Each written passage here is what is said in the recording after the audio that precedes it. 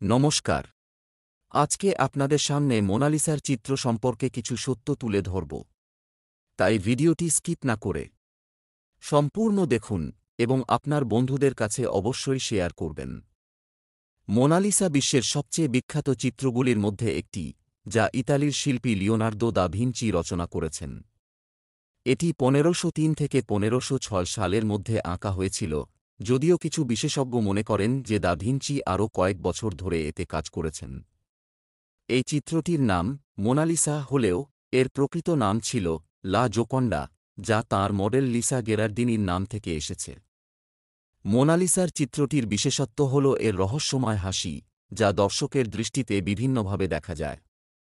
কিছু লোক মনে করেন মোনালিসা হাসছে, আবার অন্যরা মনে করেন তার মুখে এক ধরনের দুঃখ বা বিষণ্ণতা ফুটে উঠেছে। তার মুখাবয়ব এবং চোখের দিকে দৃষ্টিপাত করলে মনে হয় তিনি সবসময় আপনাকে অনুসরণ করছেন। এটি দা ভিঞ্চির চিত্রকলায় একটি অসাধারণ শিল্পকৌশল। এছাড়াও মোনালিসার পরিপূর্ণ প্রাকৃতিক পরিবেশ ও সূক্ষ্ম বিস্তারিত রেনেসাঁ যুগের চিত্রশিল্পের নিখুঁত উদাহরণ। বর্তমান সময়ে এটি প্যারিসের লুভর মিউজিয়ামে প্রদর্শিত হচ্ছে এবং লাখ লাখ দর্শক প্রতিদিন এটি দেখতে যান। মোনালিসার চোখের মধ্যে লেখা নিয়ে কিছু ধারণা রয়েছে, যা মূলত রহস্যের অংশ হিসেবে বিবেচিত।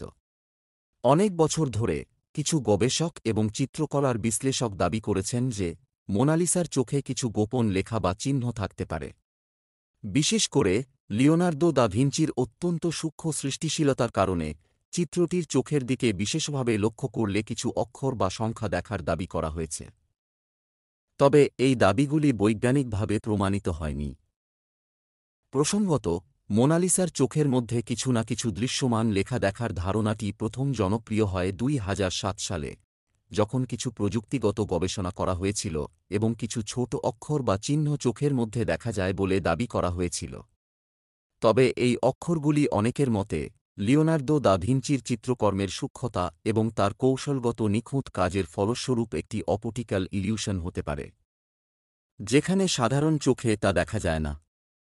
তবে এর সঠিক ব্যাখ্যা এবং প্রকৃতত্ব নিয়ে আজও বিতর্ক রয়েছে এবং মোনালিসার চোখে লেখা থাকা বিষয়ে কোনো নিশ্চিত বা বৈজ্ঞানিক প্রমাণ এখনও পাওয়া যায়নি। বিশেষভাবে মোনালিসার হাতে একটি চুড়ি বা আংটি পরার কোনো স্পষ্ট ছবি নেই। তবে কিছু বিশ্লেষণী দৃষ্টিকোণ থেকে বলা হয় মোনালিসার হাতে সূক্ষ্মভাবে ফুটে ওঠা কিছু অলঙ্কারের চিহ্ন দেখা যায়, যা অনেকে চুড়ি হিসেবে ধরে থাকেন। এছাড়া মোনালিসার হাতে কিছু ঐতিহ্যবাহী বা সৌন্দর্যপূর্ণ উপকরণ থাকার সম্ভাবনা দেখা যায়, যদিও চিত্রের সাধারণ দৃষ্টি তেমন কিছু প্রকাশ করে না।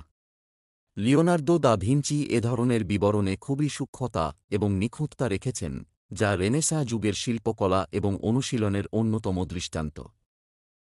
অন্যদিকে মোনালিসা চিত্রের হাতে বা পোশাকে আরও বিস্তারিত তথ্য বা তত্ত্বের কোনো চিহ্ন বা প্রতীক থাকার দাবি কখনও কখনও উঠলেও চুড়ি বা অলঙ্কারের সঠিক বিশ্লেষণ অনেকটাই রহস্যময়।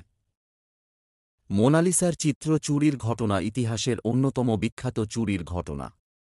1911 সালে ভিনচেনজো পেরুগিয়া নামে একজন ইতালীয় ব্যক্তি লুভর মিউজিয়াম থেকে মোনালিসার চিত্র চুরি করেন।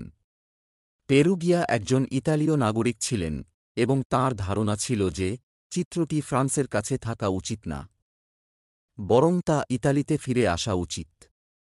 তিনি বিশ্বাস করতেন যে মোনালিসা ইতালির জাতীয় ঐতিহ্যের অংশ এবং তা ফ্রান্সের মিউজিয়ামে থাকা উচিত নয়। পেরুগিয়া মোনালিসাকে চুরির জন্য 1911 সালের 21শে আগস্ট একটি পরিকল্পনা করেছিলেন। তিনি লুভরের মিউজিয়ামে গিয়েছিলেন এবং চিত্রটির সামনে দাঁড়িয়ে থাকা সবার নজর এড়িয়ে ছবিটি সরিয়ে ফেলে। মোনালিসা তখন একটি কাঠের ফ্রেমে ছিল এবং পেরুগিয়া ছবিটি চুরি করে মিউজিয়ামের গেট দিয়ে বের হয়ে যান। পেরুগিয়া মোনালিসাকে তার বাড়িতে লুকিয়ে রেখেছিলেন এবং এটি পুনরায় ইতালিতে ফেরানোর চেষ্টা করেন। তিনি একটি বিখ্যাত ছবির ডিলারকে মোনালিসা বিক্রি করার চেষ্টা করেছিলেন, তবে ছবিটি ইতালির শিল্প বিশেষজ্ঞদের কাছে চেনা ছিল এবং তারা সন্দেহ প্রকাশ করে। এরপর পুলিশ তদন্ত শুরু করলে পেরুগিয়া ধরা পড়েন। 1913 সালে 2 বছর পর চিত্রটি ফেরত আসে লুভর মিউজিয়ামে। মোনালিসার চুরি হওয়ার পর এটি একটি আন্তর্জাতিক ইভেন্ট হয়ে ওঠে এবং পুরো পৃথিবী জুড়ে সংবাদ মিডিয়ায় তা আলোচনার বিষয় হয়ে ওঠে মোনালিসা চুরির ঘটনা এই চিত্রটির জনপ্রিয়তাকে আরও বাড়িয়ে দেয় এবং পরবর্তীতে এটি বিশ্বব্যাপী একটি সিম্বল হয়ে ওঠে। তো এই ছিল মোনালিসার আসল রহস্য। এই রকম ভিডিও পেতে অবশ্যই চ্যানেলটি সাবস্ক্রাইব করুন। ধন্যবাদ।